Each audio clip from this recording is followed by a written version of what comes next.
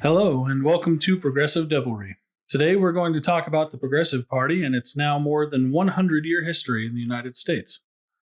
When you hear the word progressive, what images does that bring to mind? To some, it means progress, moving our government and country forward, at times as a constant uphill Sisyphic battle, continuing to roll the giant boulder of social change and equity up a hill, just to have it roll back again. To others, progressive means satanic rituals, eating babies, stealing from your pocket just to give money to lazy junkies who don't deserve handouts, and those evil leftists who want to drag our country into some sort of communist, fascist society.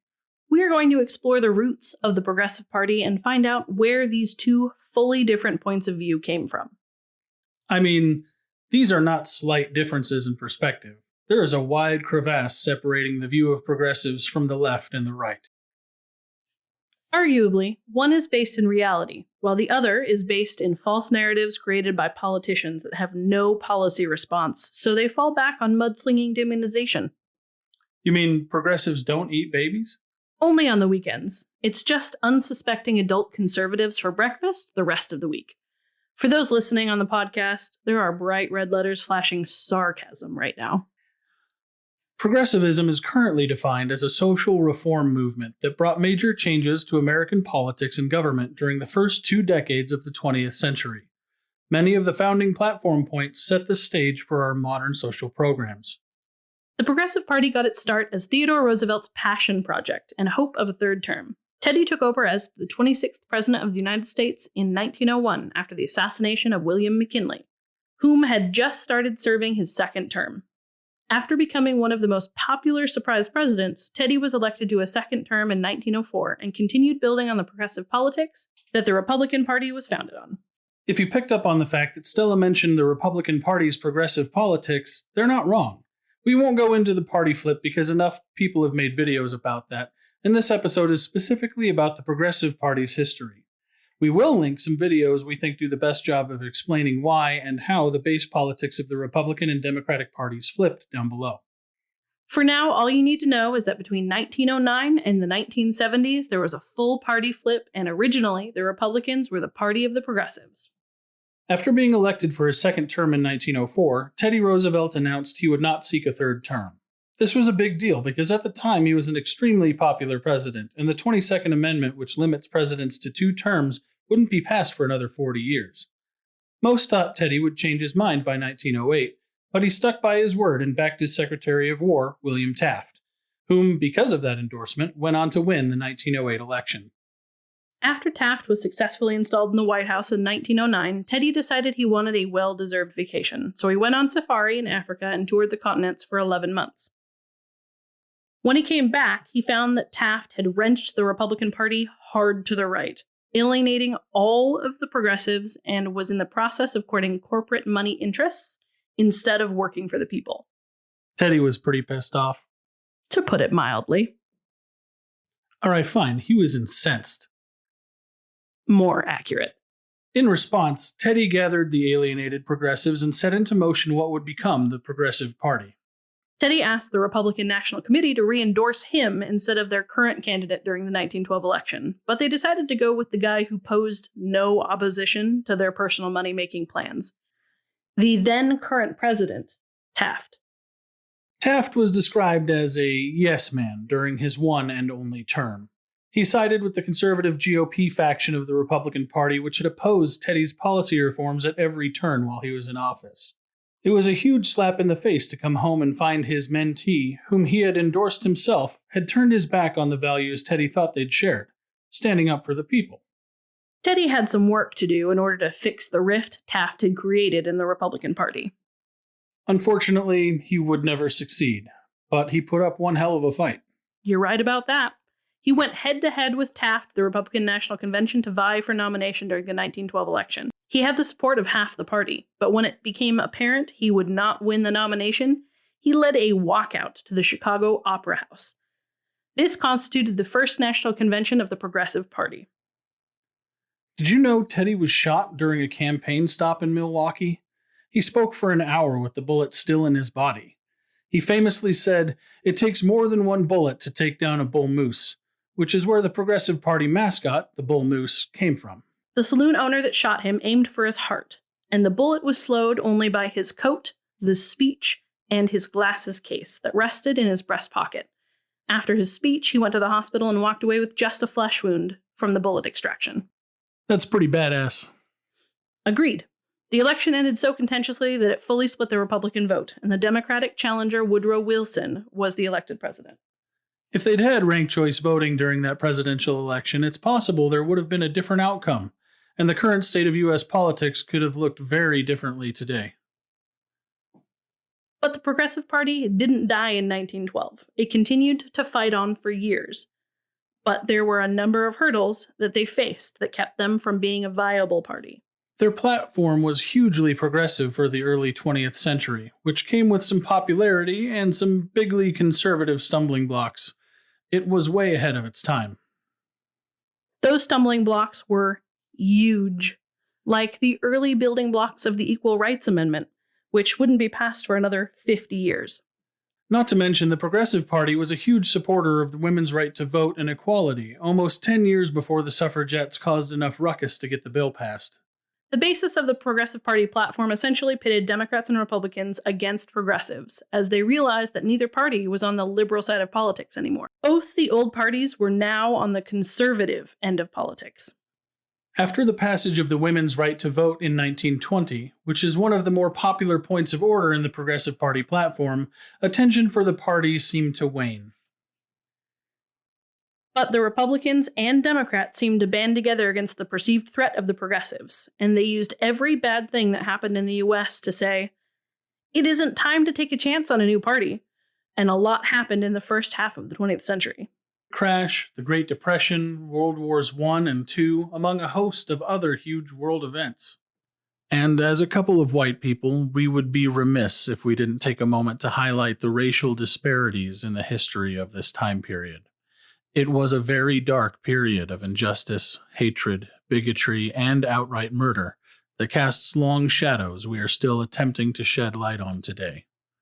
By the time the old parties were done saying it wasn't time to take a chance, the word socialism had become a bad word. They falsely equated it with communism, which was a big deal because of the Red Scare perception during the Cold War of the 1950s. And that pretty much became the calling card and demonization go-to against progressives through the modern day.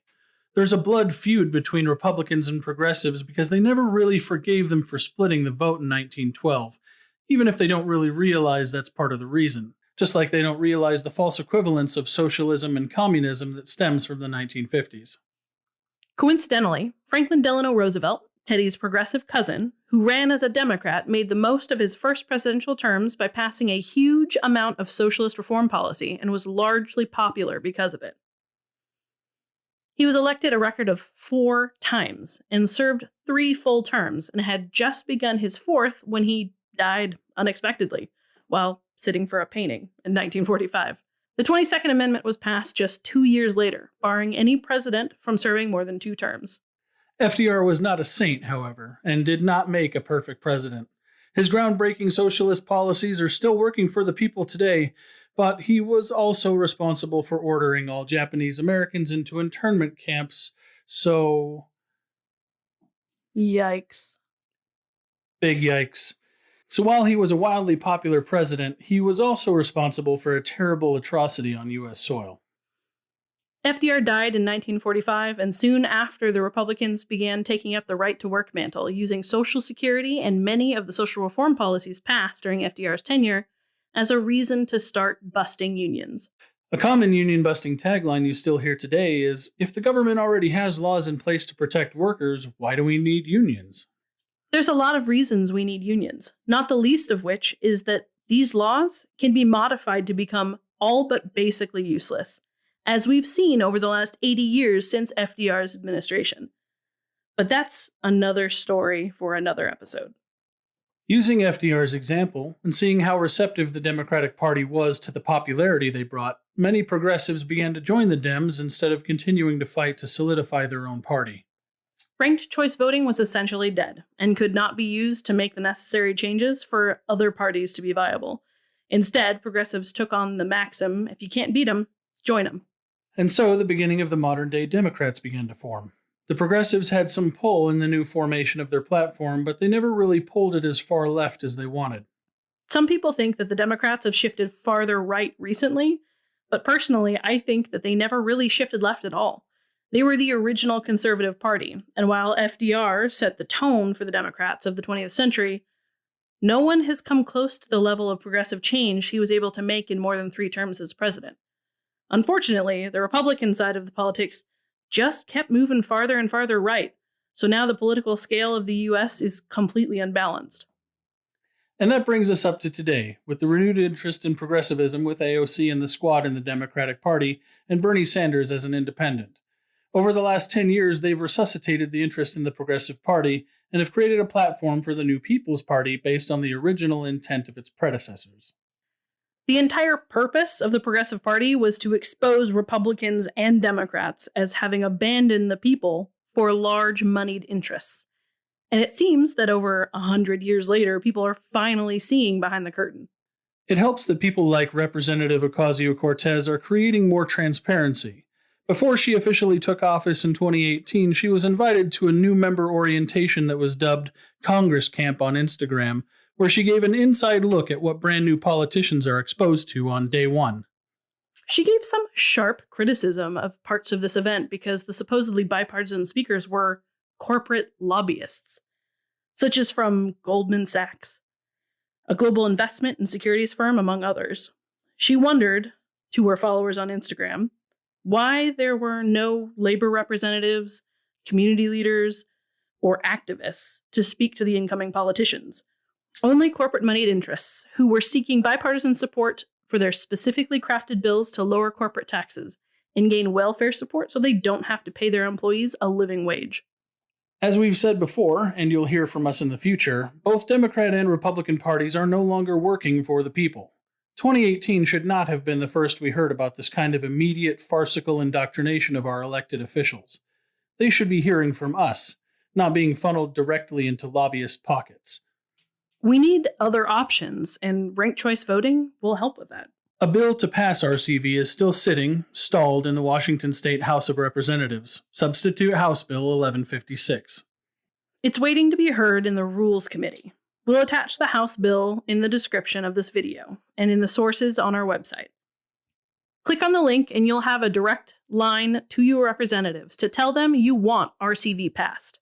If you don't know what ranked choice voting is, see our episode 1, which is all about RCV and why it's important to move our country forward. Progressive history is deeply rooted and well fought against in this country, as evidenced by the constant demonization of progress. We'll be here to walk you through topics viewed through the lens of progress and human rights. We'd love to hear from you, so drop a comment, give us a like, and subscribe to our channel. Tag us on Instagram, Twitter, and Facebook. And if you're listening to our podcast right now, make sure to watch our videos on YouTube as well if you can. There's additional context you could be missing out on, so check it out. If there's a political question you have and want some help exploring, send us an email at info@progressivedevilry.com and we'll see about making an episode. If you have a question, more than likely someone else does too. Right now, our plan is to expand on the conservative bent of the entire political spectrum of the United States for our next episode. Until next time, let's make progress. Hit that subscribe button to stay updated with us. And any sources we've used in today's episode are below or are available on our website at progressivedevilry.com.